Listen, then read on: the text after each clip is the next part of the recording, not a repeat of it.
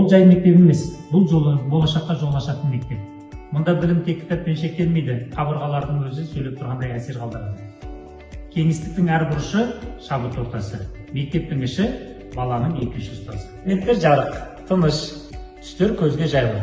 Мұның бәрі баланың еркін ойлап, жеңіл бейімделуіне ықпал етеді. STEM зертханалары, интерактивті тақталар, бәрі баланың еркін ойлап, өз идеясын жетілдіруге ықпал етеді. Осындай мектепте әр оқушы өзін еркін сезінеді. Себебі бұл мектеп қатал тәртіпте емес, баланың тұлға болып қалыптасуына мүмкіндік береді. Бұл әр баланың болашағына қаланған берік іргетас.